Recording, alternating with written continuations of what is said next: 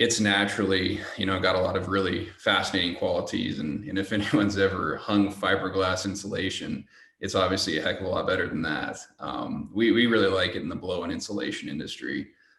We've had customers that have taken bast fiber from our system and blown them into walls, and it works really well. So, and it's naturally fire retardant, I should say too.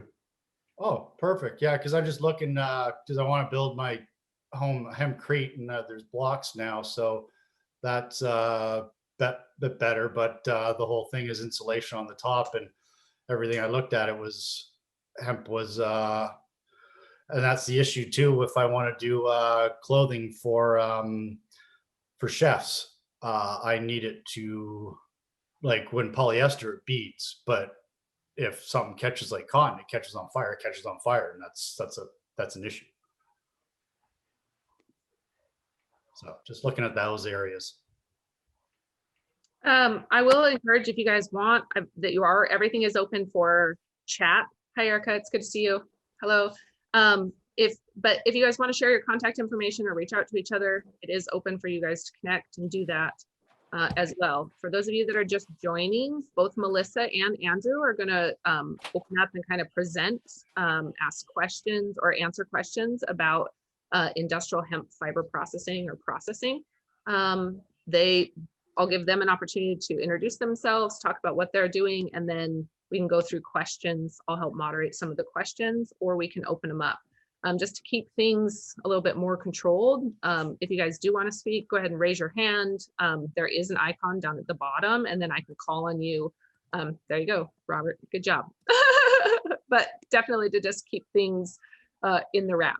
Okay, you guys are awesome. Andrew or Melissa, if you want to rock, paper, scissors. Go ahead, Melissa. I'll let ladies first. No, you can go first. All right, I guess I'll take the reins. Well, it's nice to meet everyone. I'm Andrew Bishop. I own an engineering firm based in north central Montana, and we design agricultural processing facilities. We're not hemp centric. We design oilseed crushing facilities. We design post crop processing facilities. We've done work with fruits in Hawaii. We've done a wide variety of different projects, and essentially just designing processing systems. And in the last year or so, we, with our partner, Forsbergs, have developed a system to separate hemp fiber. And we personally believe it to be the best system on the market today. And the most, what it does is it takes and makes domestic markets more accessible because of the price point and what we've done with it. So essentially, what we do with the whole hemp plant is we take in bales of fiber. Now, I should say too, I should preface this, that we are a firm believer in the hemp seed industry and utilizing the fiber as a bycrop. So we like harvesting for seed. I'm a farmer myself in north central Montana. We have a small family farm, and we harvest and seed hemp as well. So let me take you through the fiber process very, very quickly. I'll share my screen, and I'd welcome any questions about how we process fiber. And I know a few of you on the call here have actually come to our facility in Montana or have plans to. We always welcome folks to come up and actually watch the system process. So let me share my screen, and I'll take you through the process very quickly and show you some end products. So this is the hemp fiber separation system that we've come up with. Essentially, you bring in hemp bales of stock, and it goes through a tub grinder or bale buster. From there, it goes into a pulverizer. Some folks, if they're ranchers, they don't have $500,000 combines, and so they want to bale the whole plant with seed in it and sell that seed for bird seed. It wouldn't be a food grade application at that point, but they could sell the seed for bird seed. So we have a hemp seed separation system for folks that don't have a large combine, that can't go through the field with a combine. And again, from there, we pulverize it. Then we take it and go through a series of screeners, agitators, and classifiers. And we're able to produce end products that work very, very well in the non-woven industry. Let me just pull up another share here. And this would be some of our bast fiber coming out of our system. This is very, very pure bast fiber. It's about 4 inch in length. The non-woven people in the non-woven natural fiber industry goes crazy for that material. We also have a system that we separate the herd from dust and bast, and we're able to create the purest herd on the market. We can size the herd to whatever size you want. We can size the fiber to whatever size you want. And we are very happy to send samples to individuals that are looking for end products. This is powder herd. You know, a lot of that material goes into the bioplastics industry. Yeah, and so that's just a very, very quick and broad overview of what we have. Our price point, if you're just looking at doing herd at about a ton an hour, we can do that for about $80,000. So we're really trying to drive down the cost in the hemp industry, because in my opinion, that's one of the things that's holding us all up from moving forward. And so getting more product in the hands of interested manufacturers and getting more processing facilities throughout the country is our sole focus right now, so that we can grow the industry together and help get reasonably priced products into manufacturers' hands and put more money into farmers' hands. So with that, I will turn it over to Melissa.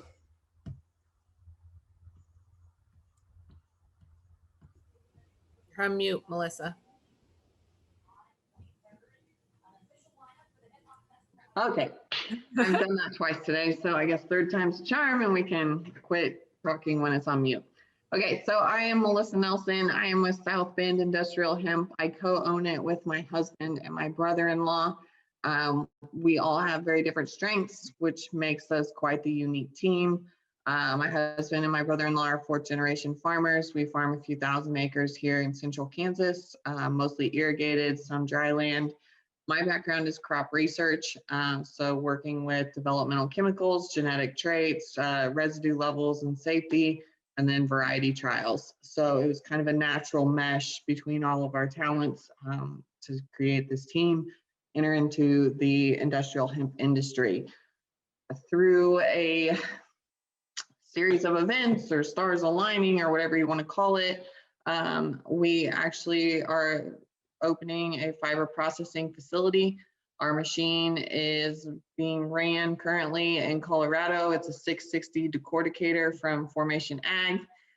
Not to undercut Bishop, but we believe ours is the best on the market. You know what? It's just everyone's got. We want good product out on the market.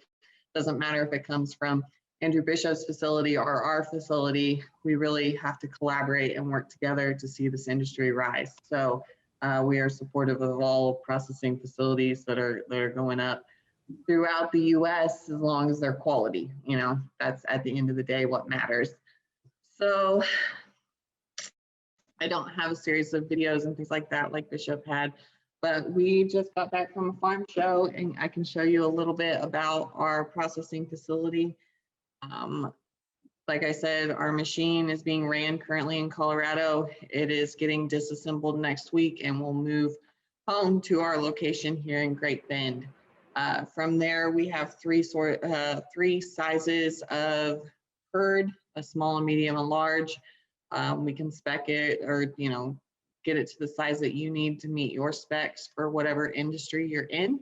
And then we also have short and long stranded fiber. At the end of the day, we believe that we have to take care of our farmers because we cannot source this locally if we don't take care of the people that are going to grow it for us here. So protecting that price point, protecting the farmers and giving them a chance to make a profit is what drives us, because at the end of the day, we are farmers, we are processors because we saw that need arise, kind of chicken before the egg game. And so that's why we're here. So that's a little bit about us, and we're open to questions. Just like Andrew, we love having you out at our facility. We love showing you our plants and where everything's coming from. We currently have a growers group this year, so farmers growing for our fiber processing facility specifically.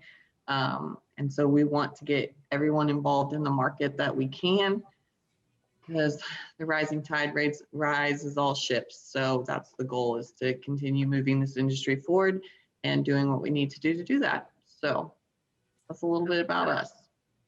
I have a couple of questions and I can ask, or we can turn it over.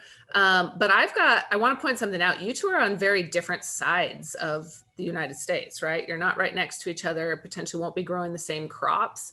I want to kind of talk about what are some of those end markets that you're moving into that may be different for different areas, or what's different about the farming or processing for each of those, or each of those different, your different regions. Can you guys speak to that a little bit? You want to go first or me? Go ahead. Actually, and I might be wrong just from what limited knowledge I have about Montana, our crops are very similar. Wheat is a large crop up there for you guys, isn't it? Oh yeah, yep. Yeah. And so what we're finding is we have a lot of farmers that are converting wheat acres over to hemp and cotton acres, because we are on the very northern edge of cotton country. And so that is an easy transition, because water is becoming harder and harder to have an abundant supply of, as well as is extremely expensive. And so if they can move some of those acres over to a crop that requires less water and wheat, I'm not saying you're farming for fun, but there's not a whole lot of profit in wheat right now, just in conventional farming. So it's pretty easy to get that transition over. We don't really have a seed market here, because he mentioned that they had seeds up there and the grain markets. Once that opens up and it becomes a commercial commodity, we have several million head of cattle and feed yards around here that are ready to be fed. But I think, our markets are very different. So, Yeah. Well, let's see. Montana just opened up. I saw that today. Yeah, for animal feed. But my question there is it like Tennessee? Because like in Tennessee, they opened up the animal feed market, but you can only keep that cattle in Tennessee. And the cattle that we feed here in Kansas go all over the country. Like just in our backgrounding yard, because we have a cattle yard, we get shipments every week, and it's like a loop, and it comes from Florida, Alabama, Mississippi, like down there, and then it comes up through Texas and Oklahoma. So yeah, I'm not sure on that, honestly, Melissa, but my good friends at I&D Hemp, who I have done an extensive amount of work with, I'm sure I can connect you and they could talk to you about all the different things that they've been doing. But just a quick note on what markets that we've seen and been able to access. Getting into this industry, I had no intention of having my own processing facility. I stay on the engineering side and design side. But the problem is that when we got into it and 2020 happened, of course, we designed a process that worked and made beautiful hemp end products. There wasn't a market for it, right? The manufacturers hadn't been able to get that in their hands yet to make it into bioplastics, to make it into the non-woven industry and the automotive industry for headliners, panels, etc. So, I kind of took it upon myself and my team to have our own processing facility too, that would showcase not only, what we're doing, but also what end markets we can get into. And so we've been started to work with a lot of different companies. Of course, there's the low-hanging fruit of the animal bedding, and of course the low-hanging fruit of the hempcrete. But we've really started pivot into the bioplastics industry and utilizing that material that we make out of our facility to use it as a petroleum-based plastics replacement. We've also, with the bass that we make, what we've seen is that the domestic market is starting to get there, which 4 months ago I wouldn't have said, but it's starting to get there for the non-woven industry. Textile industry, that's still a ways out in my opinion, but again, that's just my opinion. The non-wovens, I think, are a home run right now for processors because we're able to process at a super high capacity, 5 tons an hour, whatever you want to do, we're able to get a lot of fiber out there to interested individuals. And we're also happy, again, to send material from our facility to you to help get those end markets developed. I know there's probably people on this call that have fiber or heard from us, and we're working hard, and they probably requested a lot more samples, and we're working hard to get a lot more product in people's hands, because that's in my opinion, what the industry needs is more product in people's hands for ingenuity and in people to find different ways to utilize this material. For sure. I see that there's a question. Is it Gotham? Hi, yes, my name is Gautam. Okay. Okay. Hello. So I'm calling from India, and I'm sorry I can't turn on my video because it's past midnight. So I just wanted to hear all about hemp. So I'm working in Boheco right now. So that's Bombay Hemp Company, and we're in the wellness and textile industry as well. So what I really want to understand is, both of you, Melissa and Andrew, what seed varieties do you actually grow? And when you're talking about the textile, right? So you need long fibers. So do you guys grow that type of variety? I heard that the Italian variety is the best for the fibers. So what are your thoughts on that? Yeah, the Carmengola is probably one of the ones that you're thinking of. And what I grew on my farm this last year is we grew Jinma, which apparently is actually called Hani. It's a Chinese variety. And then we grew X59 as well on my farm. So we did 2 different varieties and harvested both of those.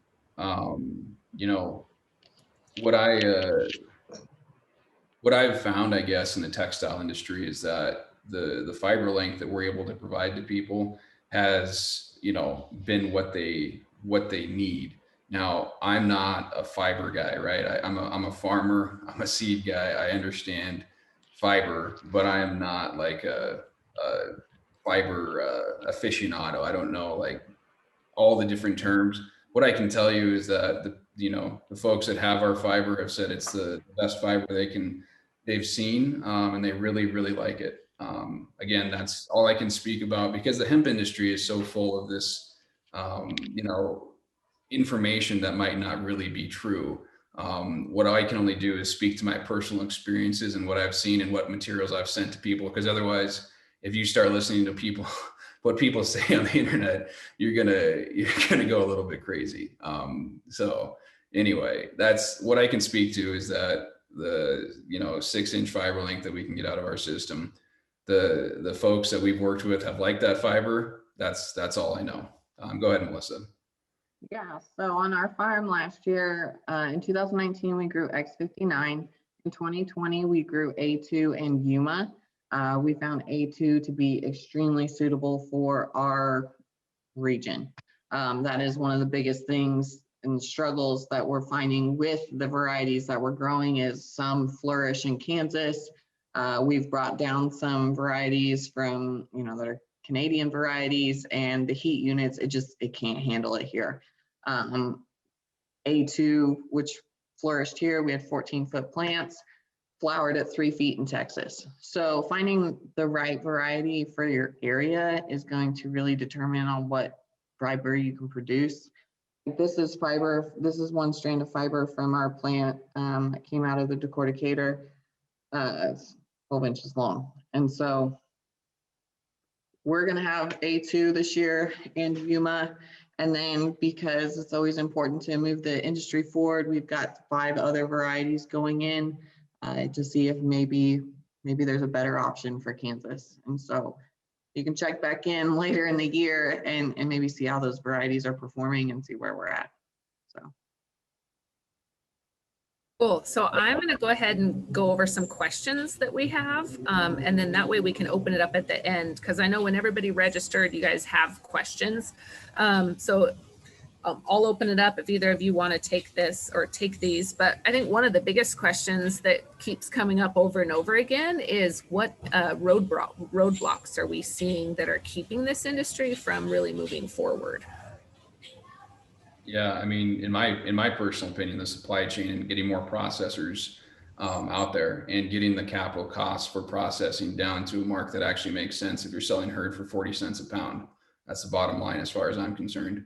And that's why we're really focused on bringing down the overall cost of processing and allowing people the ability to go to a bank and get a loan and buy this equipment so that they can get more processing facilities up and much more robust supply chain. So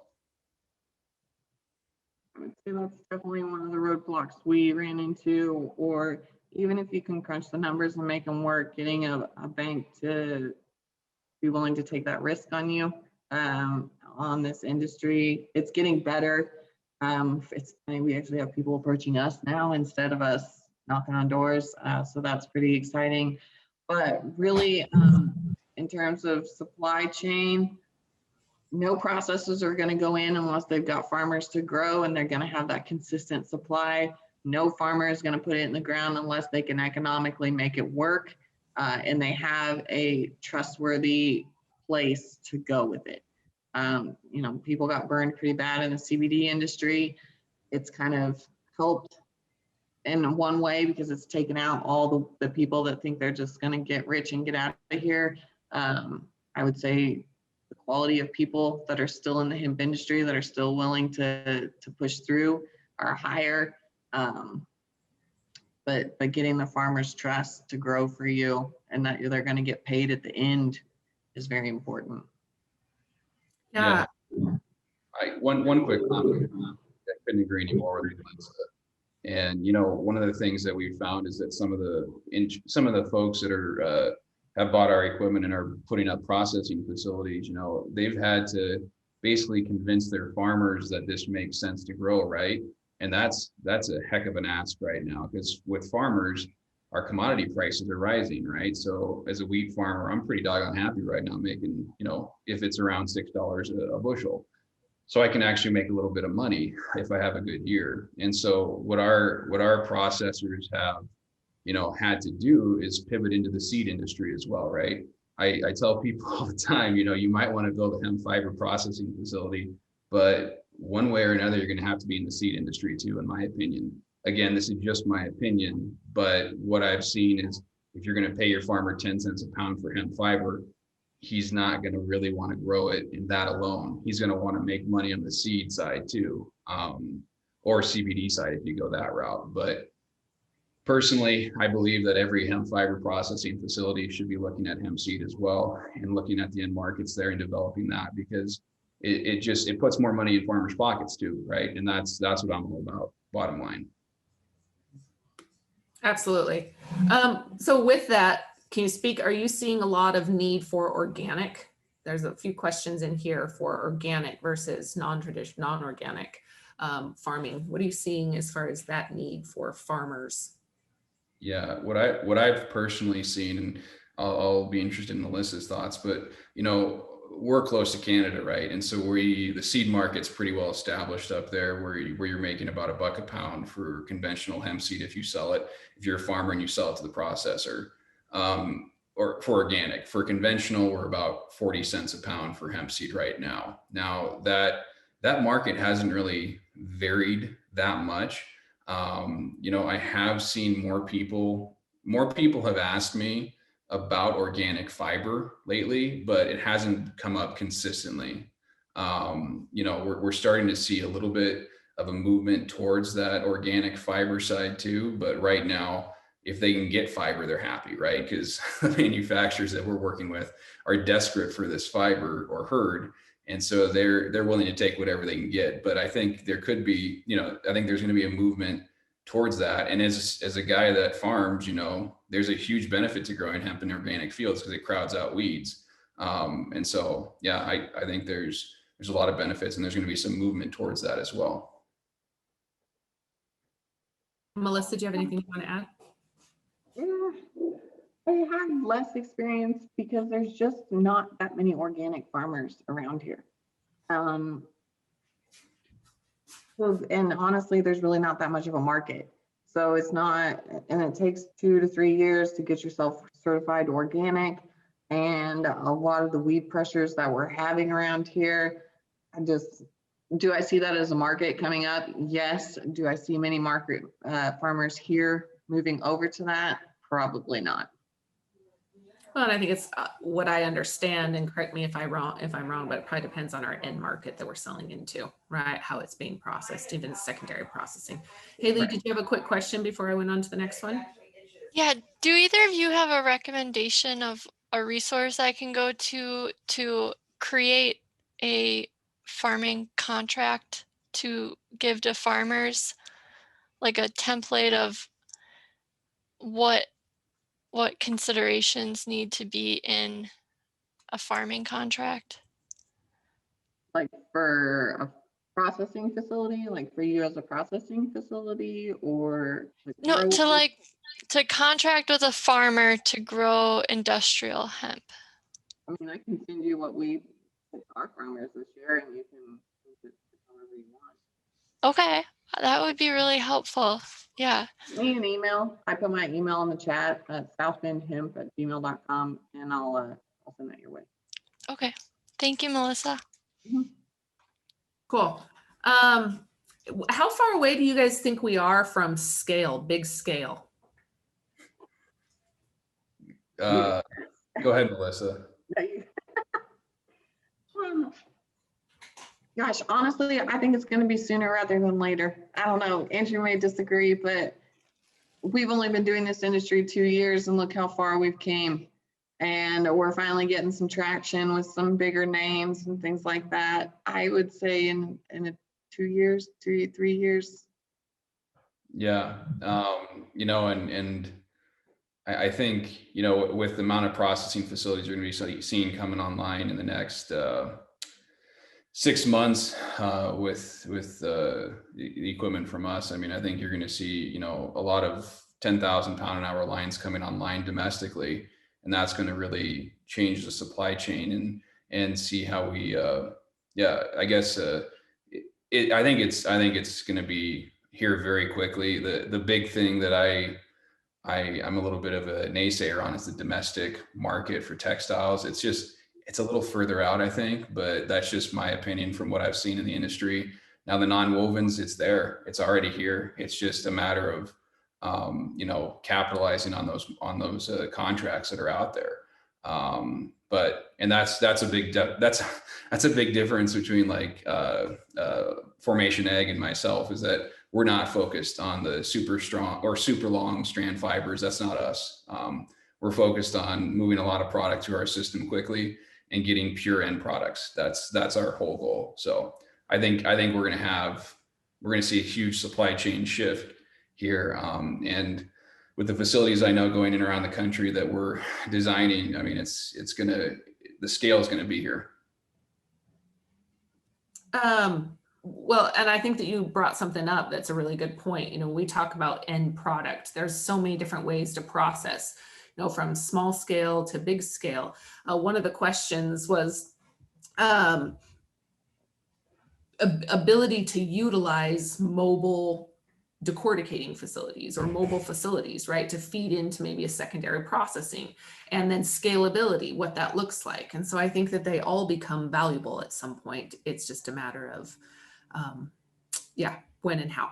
Okay, so on to the next question. How much does it cost on average to plant industrial fiber per acre? Go ahead, Melissa. I'll let you take that one first. I can't remember, honestly. So our seed, it depends on your quality of seed. I've seen like hemp benchmarks, the average seed is $3.85 a pound right now. I've seen everything as low as $3. I've seen as if you want like a tri-crop with fiber, CBD and seed, you're looking at $7 to $8 a pound. Planting can be anywhere from 25 to 30 pounds per acre. If you're looking for dual crop, or if you're fiber focused, it's going to be higher in like the 40 to 50 pounds per acre range. So you can do your math there. If your fertilizer costs, we're not organic, so we're using 32% nitrogen as a starter fertilizer, and we're putting that down at 20 gallons per acre.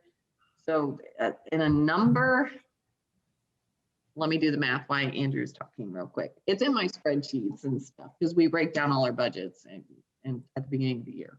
But, Yeah, and I honestly, she's right on the mark. I mean, what we did on my farm was 30 to 90 pounds the acre to do some different test plots and see what we did for fiber and seed. And so it's just a matter of what your seed cost is going to be, and I'd really like to see that seed cost driven down, as every hemp farmer would.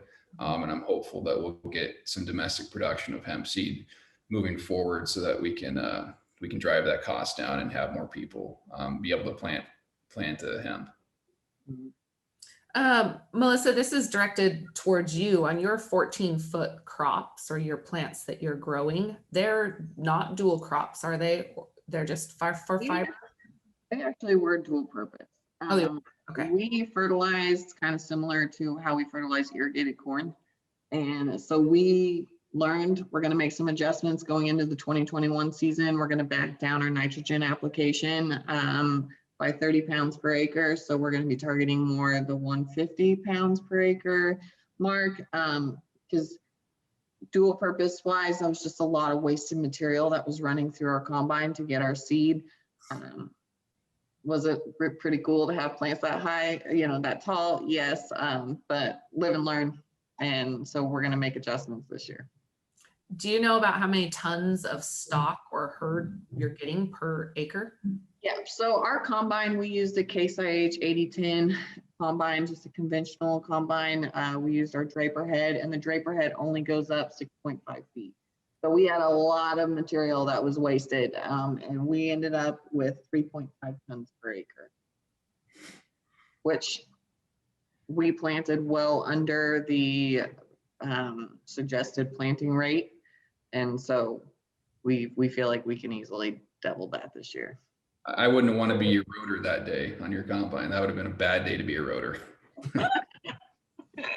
Yeah, it was. We didn't realize we had some wear on the elephant ears in our feeder house. So we had no problems in the rotor. It was in the feeder house. And about the third time digging that out, we were like, okay, what is wrong here? And one of the elephant ears just had a nick on it, like wear. And so that fiber was wrapping and then plugging up the whole thing. And we got that fixed and we were good to go. So I actually swapped with the draper header. We had 12-foot tall hemp plant or hemp fiber varieties on our farm. And what was fascinating about that is we only had 3 inches of rain on it from when we planted it at the end of May through October, and they still got 12 feet tall because we're dryland farmers. So that was fascinating, but trying to run 12-foot tall hemp stalks through a draper header on a swather was an experience I won't forget soon. That's a good way to describe it. An experience you won't forget soon. That's awesome. So both of you are, I guess, larger scale processing facilities compared to a mobile decorticating facility. I know that there's a couple of other people on here, so I'll kind of open this question up again, but I've been asked again kind of to break down the difference in, the value of the small mobile decorticator versus the large hemp processing facilities. I don't know if one of you want to speak to it, or if, we want to open up again. I sure can, Mandy. We've designed mobile systems on a trailer. It's just a matter of how many trailers you want to have. If you want to do like 5 tons an hour of just herd application, in other words, you have pure herd coming out and bass that's maybe got 10 or 15% herd wrapped up in it. I mean, you can still do that on a mobile decorticator. It just takes a little bit of ingenuity and engineering to get it there. And the price point, you know, to do 5 tons an hour is only $160,000 to do that, to make a pure herd. Now, if you want to make that at 2,000 pounds an hour, you can do that on a mobile trailer as well. And that's only, again, an $80,000 price point. So mobile applications are very simple with our system. It's very modular. We can change, you know, screens and put through whatever size plants you want and get it there. But you know, one of the big things about hemp that people forget when they talk to me about building a processing facility is logistics are not your friend. Okay. And that's why the mobile decorticator is really of interest to a lot of people, because you're trying to transport 5 pound per cubic foot material. And the cost of transportation has only increased through 2020. And so a lot of people want to bring mobile decortication to the farm. And we've been very happy to work with folks on the mobile side to bring that dream to fruition. Okay, so here's a couple of questions. When we talk about end product, right? And what are the specs of that end product that's being requested? You know, is it, yeah, how clean, how big, the size? I saw that you're able to change the size of the shivs, but we talk about those specs. This is a ongoing topic. Do you guys have anything you want to add to what you're hearing from the consumers or from those processors or spinners or? Yeah, I guess from my perspective, and I'll let Melissa jump in real quick, but nobody knows what they want yet. That's what we've found. We've sent products, I mean, to very large Fortune 100 companies, and they say very strongly, this is the product we want. We want this short micro bast fiber. And then we send them a sample of the rest of our products, and they're like, oh, actually, we want this long herd instead. That's what we've found. End products are still being developed. So I can't speak to it because everyone that we've sent material to has changed their mind about what they want. I was going to say the same thing. A lot of people have an idea of the specs that they want. And so being able to be flexible, making sure you're confirming this is actually what they want before you start filling that production order or whatever is important. And so, yeah, we have a lot of people that are learning just like we are. For sure. Andrew, here's a question for you. Would you consider 32 to 64 millimeter as short length? And would your processor deliver that length? Oh dear, the metric system is, oh no. I knew someone was going to try and stump the engineer in the room. Sounds short? Yes, we can do it. It's like 3 centimeters. That's like an inch, whatever. Yeah. Well, I mean, honestly, what we consider microbast is maybe like 1/16 to an 1/8 inch, and we can absolutely do that. I mean, honestly, you tell us the size you want, you tell us the cleanliness you want, we'll design a system for it, because that's our big thing, right? Is you have to tell us what you want, and we'll figure out a system to do it and get you in the price point you need to be. 1.5 inches to 2.5 inches. Yeah. Fun fact, 2.54 centimeters is the same as an inch. All my research stuff is done in metric. And so, like, I don't know what inches in sports. And I'm like, liters, milliliters, that's the way to go. That's great. What would you say the latest developments that you're seeing? I don't know, just some of the either product and use products or, yeah. Go ahead, Melissa. Honestly, I would say the biggest development is just people willing to open up a line devoted for hemp. You know, just you can see Levi, like that's a big name. Or there's bioplastic facilities in Kansas that didn't have a hemp line before, but now they're very interested in it. So I don't really have a specific product. It's more people are opening their minds to what the potential hemp holds. Yeah, and I guess I get approached by companies all the time about different fun new end use applications for hemp. I mean, it's anything that you've seen, you know, utilized for fiber, you know, any fiberglass replacements, you know, we can make with hemp, and so that's really exciting. We just have to be price competitive, and we can do that. And that all starts with the cost of your separation machinery. And that's what we try to excel at is bringing that price point down. The one thing I would say is the alternative protein industry and hemp parts is going to explode. I mean, if I had a crystal ball, I would say, listen, agriculture is cyclical. Melissa knows that very well too, right? You're always looking for the next thing as a farmer. You're always looking, well, how am I going to make money next year? Because this year kind of sucked, right? That's always the farmer's attitude. No matter what, even if you had the best year ever, oh gosh, darn it. Well, if I would have had that extra inch of rain, I would have got it. Really would have made it. But if I had a crystal ball, I would say hemp parts is going to drive the industry in the next 3 years. That's just my personal opinion again. But, I've done a lot of work in the alternative protein industry with a lot of large companies, and hemp parts, honestly, they taste good. They're naturally high in protein, and they're easily mechanically separated to a high protein concentration. So I'm a firm believer in them. I think that's what's going to push this industry forward. Whether it be with hemp heart protein or hemp hearts, just as a food item. Great.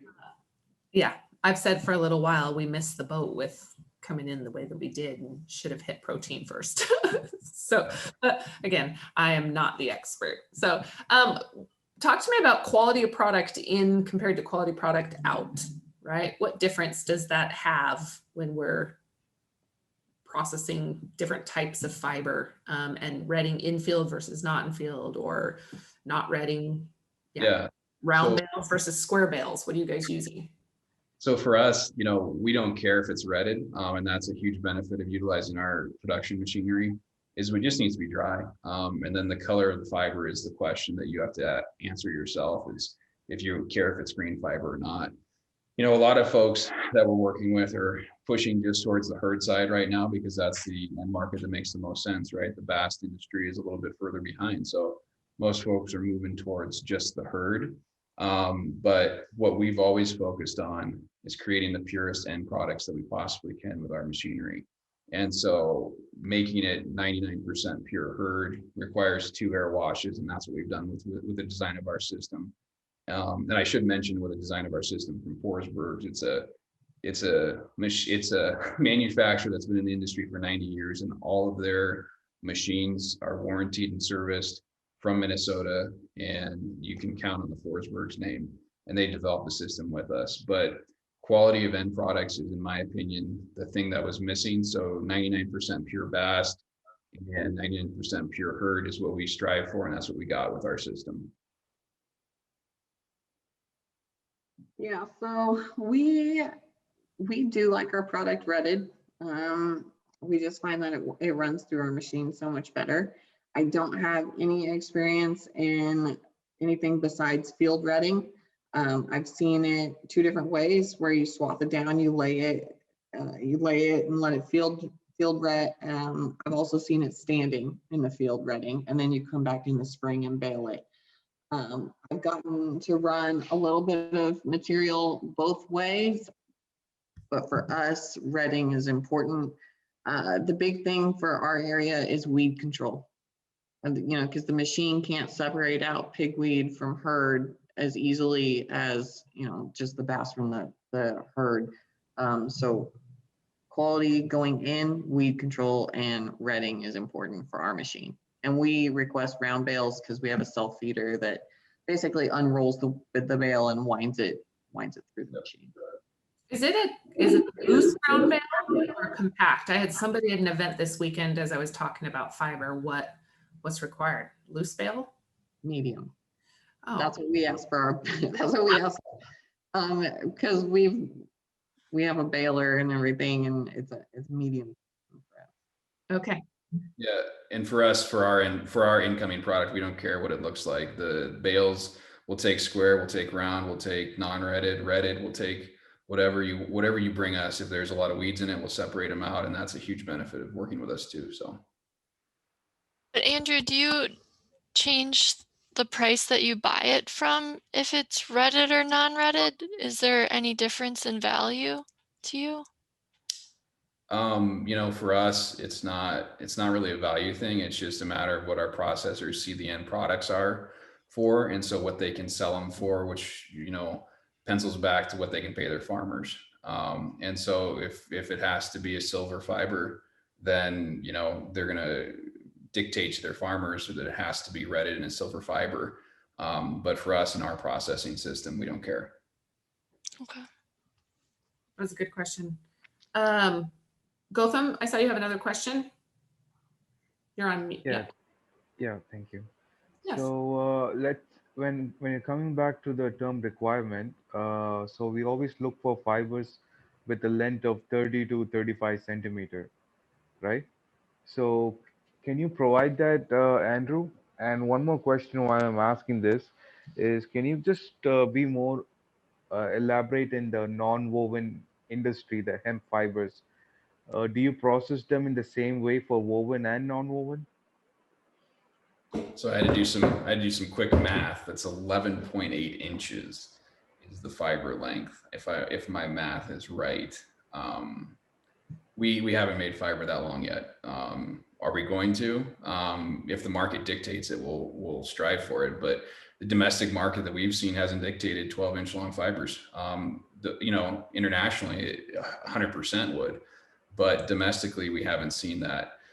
Non-wovens, what we've seen is that the biggest issue is purity, and how much hurt is in it.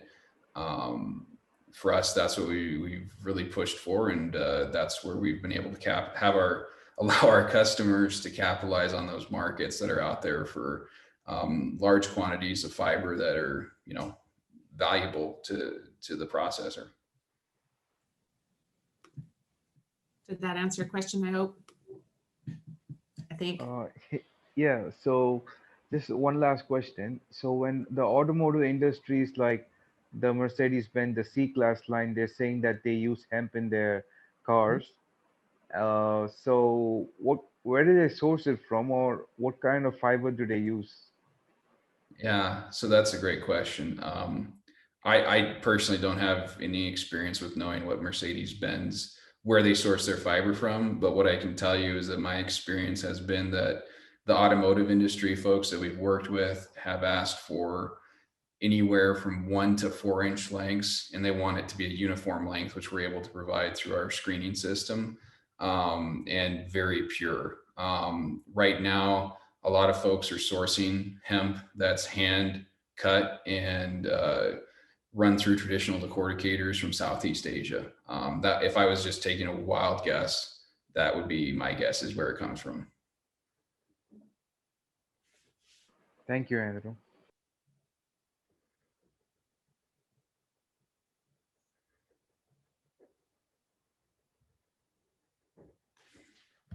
Now Mandy's on mute. Yeah. Ha ha. Joke's on me. Oh, Eric, I see you've got a question. Feel free to jump in. Oh, thank you so much, Mandy. Sorry about that. I was asking questions all in the chat box, and I said, wait, there's another way that this is done. I said, oh, raise my hand. Duh. Yeah, there you go, man. Thanks, guys. So my name's Eric. I have a question for both, actually, because I heard a lot on the farming side. I was curious about a biopolymer made from algae that I'm trying to present to other hemp fiber growers for helping agriculture, you know, improve, etc. But then, as you went into productions, I also got the ideas that I'm working on a prototype using hemp fiber. Our prototype is mixing hemp fiber and our biopolymer, and we're basically trying to create new products, new materials out of it for hempcrete and hemp textiles. My two questions to that are, one, which of those two industries would you say is going to go faster? Because I heard you say the hemp protein. I heard you say the other product line. Which one would you say would be bigger right now in the next short term, hemp, concrete or fiber? And yeah, thank you. Yeah, just from my personal opinion, I mean, if I was going to guess, I would say that the herd market is going to be the one to focus on. I think that a localized animal bedding industry, providing hemp herd for that makes the most sense right now. hempcrete, you know, for sure there's applications out there, but you know, right now what I've seen is the biggest market is the animal bedding industry for herd. And Melissa, what do you think, I guess? I'd agree. The herd, and then we have a big company, it's called the Hemp Building Company, that are making prefabricated blocks for house building. And they actually have a house in Oberlin, Kansas that they're putting up, and they're putting in sensors in the walls so they can basically quantify all these things that we're saying that hemp does, with temperature regulation, humidity regulation, things like that. And so I think the construction industry, any herd, is going to be an easier market, faster to come online. It definitely is.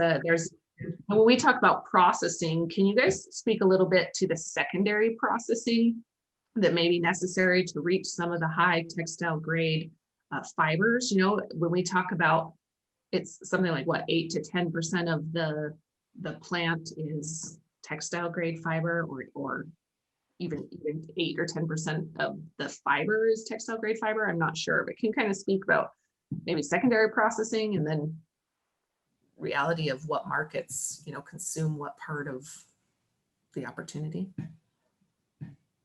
I don't have a lot of experience for that question, so I'm going to pass that one off to Andrew. Yeah, I mean, there's a lot of things to do after you get a long, stable fiber. You know, there's carding, I mean, spinning, the whole gamut, cottonizing.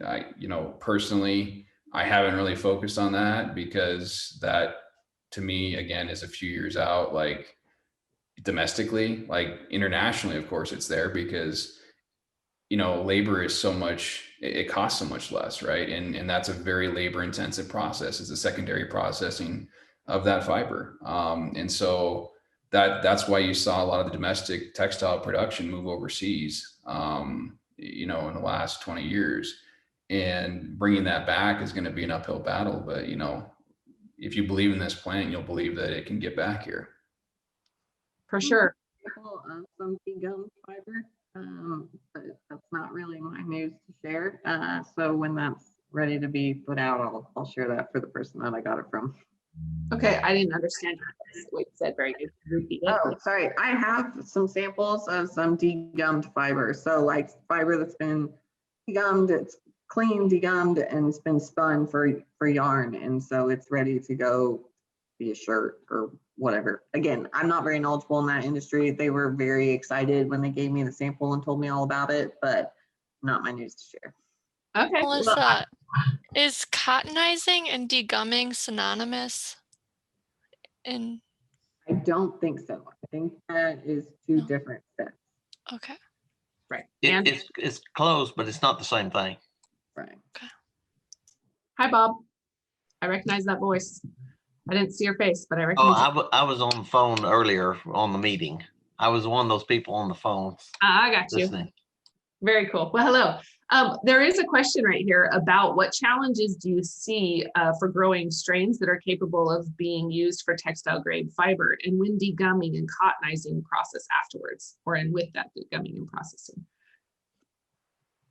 Finding the strains that work well here in the US. I think that's there just is, at least to my knowledge, there's not a ton of data out there, and you know, we're rapidly learning and putting in variety trials and things like that to make that happen. But on the back end, there's not that much processing that's happening of that. So to drive the research industry to find those varieties isn't a priority right now. So that would be, I think, a big challenge, is finding the right variety. I agree.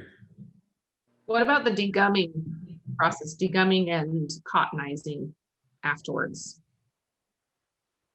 Not that. There are some toll processors domestically, but they're not the easiest to find. They're out there, but they're not easy to find, and I'm not really at liberty to tell you who to go to. Well, and I think this is where it gets kind of tricky, right? And recognizing that protecting people's assets. So I'll open this up a little bit more for questions. If you guys have specifics, I want to tell you both, thank you very much for coming together and willing to share and talk and work together. That, yeah, we fit different niches, and I think that the faster we're able to collaborate and move this along. So I really want to give both of you props and tell you thank you very much for participating. But anybody else, would you guys like to jump in with questions? Feel free to raise your hand or unmute yourself.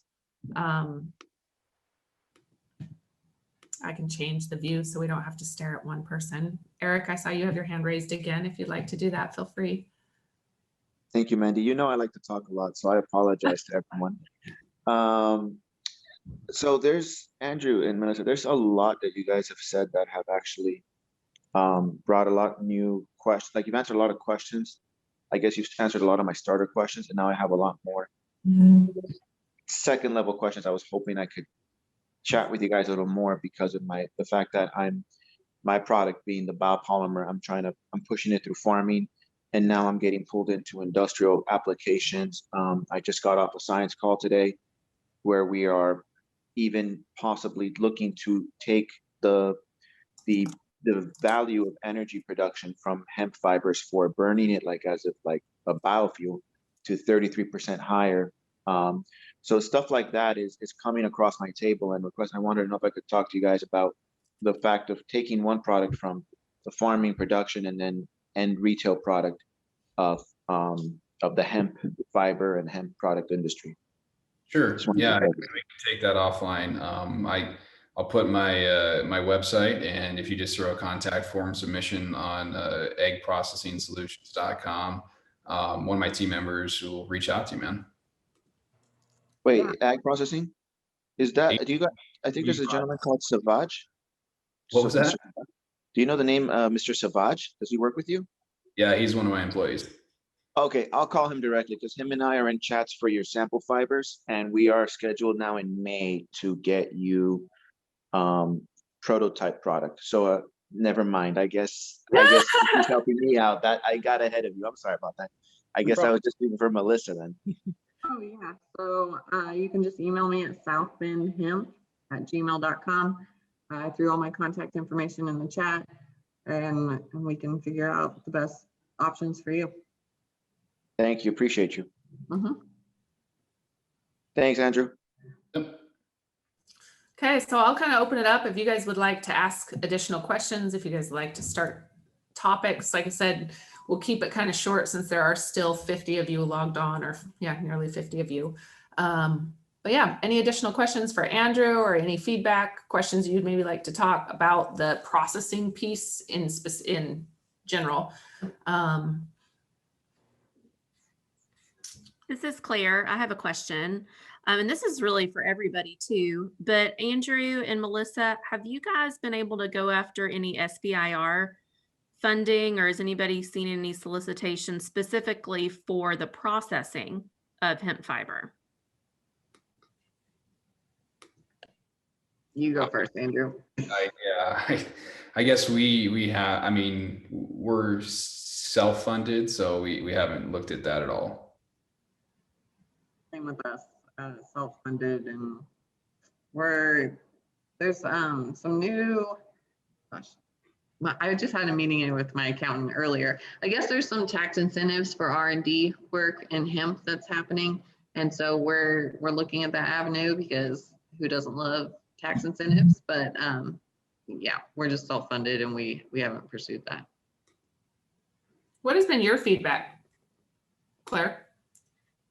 On SBIR? Yeah, have you seen anything or had any luck? Well, last year was different because it was a different administration. So I have a meeting about this on Tuesday for new admin and expected solicitations. But last year, you know, funding was really low for EPA and USDA, but even in National Science Foundation, they didn't want to play with my particular product, which is a tampon, because it requires an FDA approval. And so that scared them off.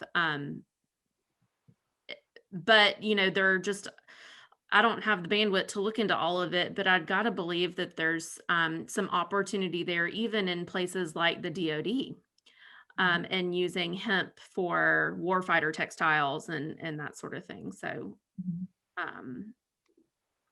Anyway, that's why I asked the question if anybody had heard of any solicitations coming down the pipeline that might speak to what we're all trying to do. Well, I know I just interviewed Todd, the colonel. I can't remember Todd's last name, and Melissa, or Michelle, if you're still on. But we specifically spoke about his work in bringing the DoD on. So I'll connect you, Claire, and because he'll be able to speak to that really well. And Brian probably also. Brian, go ahead. Thank you, Michelle. Hey, thank you for that. There is a contact. Her name is Sandra Thibodeau. She works with government grants for VA contracting. She's an officer with them. You may want to get in contact with her. She may be able to help you out with hunting down anything for providing, hemp materials for government contracts.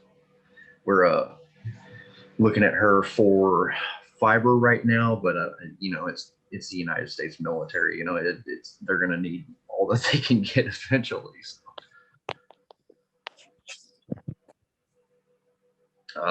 Let me post her information in the chat box down here so anybody can get a hold of her if they need to. Awesome. I just, I'm a brand now, but before I started this brand and I was on the processing side, I just think there needs to be more grant money for all of this R&D work that processors are doing and self-funding. So go guys. Hey, hello, can you guys hear me okay? Yes, James, go ahead. Hi, how are you? I'm sorry, I couldn't figure out how to raise my hand real quick. I'm in my car right now and I'm kind of on the go. But real quick, first of all, Andrew knows who I am. Andrew, man, good stuff. I need to come see you guys really soon. Just wanted to throw that out there. But I myself was a military member for 21 years and I retired in 2016. And I've been kind of keeping up a little bit with the military stuff and what goes on. And with the passing of the 2018 Farm Bill, that took hemp off of Schedule 1 narcotics. So it's legal in all 50 states, interstate commerce, all that good jazz. Everybody knows that. The thing that a lot of people don't know with the military was there was a memorandum that came down from DOD where they have an issue with cannabis products, period. Whether it, of course, definitely marijuana, but definitely hemp as well, because they don't understand the difference between marijuana and hemp. So I'm not sure how long it's going to take or who will be able to properly deliver that message so that they understand one is not the other, because they're on many government levels right now. They fundamentally don't understand that.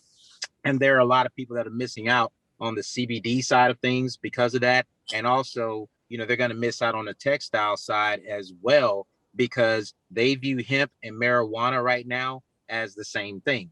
And I'm hoping, we can continue to bust through some barriers and, people like myself and others can just, continue to put the right message out there so that they eventually get it. And I think once they get it, that's when the grant money is going to start opening up, for R&D and things like that, because that's been a problem, despite the fact that, the first and second draft of the Declaration of Independence is on hemp paper. Rope sales were made out of it. They actually still have a patent right now on hemp. The U.S. government does, but it's a lot of stuff. And I'll leave it at that. That's in the play that causes that problem. You nailed it. Yes, you're right. I did share the colonel's contact information just now, who's working very close with the VA and the DoD. Claire, I just shared it with you as well, but you guys are welcome to connect with him. He's in Missouri right now, but entire focus is bringing DoD on board. So awesome. Any other questions? Bob, I didn't know if you maybe had some feedback or anybody else in the finance space about Claire's question for access to. Actually, I put it on there like on Melissa, on people that are making the equipment, because I've worked, on this stuff and it's hard to get approved at the moment. But if you're making the equipment and trying to sell it, contact me, because what we need to do is get set up on a vendor program. Because just like if you go to John Deere, the John Deere dealer can do the financing. Well, you want to be able to offer financing. If you're selling a $300,000 processing equipment, you want to be able to offer the financing right there as outside lender, but you want to have it already set up. So holler at me, email me, and let's get that part approved on a couple of you that are making your own equipment and selling it. That's it. That part we can do, and it's a cleaner application than what we're seeing come in on those things. Definitely a second part to the processing. Anybody else? Any other questions? Thank you, Bob. Gotham, I saw you have your hand raised again, if you'd like to go ahead. Yeah. So me coming from a tropical place, we have a lot of beaches and harbors as well. So in the olden days when we used, natural fibers for nets, fishing nets and ropes, nowadays we're mostly using nylon and we're just dropping it in the oceans. So if we want to make fishing nets and fish ropes for the boats, since Bob was talking about boats, is there any specific requirement for making these hemp ropes or hemp nets about fiber requirements, Andrew? Long. That's all I know. It's got to be pretty long if it's going to go to a rope application. I know very little about rope or netting, honestly. Something that some folks have been focusing on is actually making the hemp into biocomposite and then making the netting kind of like nylon out of it. That's as much as I know, but there's a lot of really exciting things going on out there. So that comes under the woven category, right? Under the what category? The woven or non-woven? It depends. If you're going to make a biocomposite out of it, you'd be looking at hurd, potentially hurd ground fairly finely. But if you're looking at it as a rope application, then you'd need probably fairly long fiber from what I've seen from videos of people making rope. Yeah, and one last question is, that's why I asked in the starting of the video, the webinar, that Italian varieties, they produce a long fiber. So do we, look for those kind of seed varieties where they produce the longest fiber? Yeah, that certainly could. There's a lot of different research out there for textile grade hemp grown for fiber. Melissa might be able to speak to that better than I can, because I've really focused on the non-woven industry. Yeah, we're more focused on the non-woven, but we are putting in a fiber focused variety this year, and we'll see how it performs.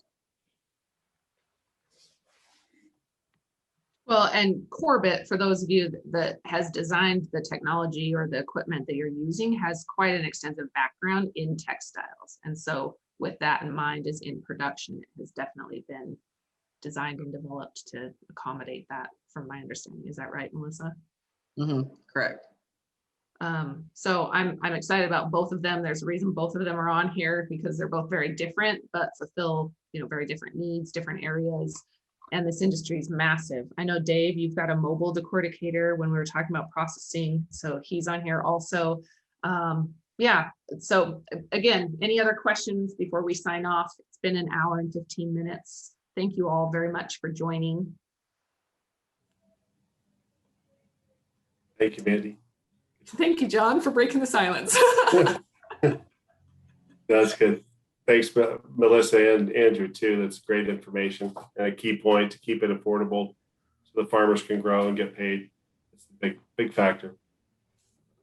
Well, we've got to get it out there so that more people can play with it, right? We've got to get it in the ground and processed so that people can, I always say, give it to our kids. As soon as we get it in our kids' hands, they'll change the world with it. Agreed. Okay. Well, thank you very much, you guys. Bye all. Thanks. Thank you. Next week, same time. Other than that, we'll see you later.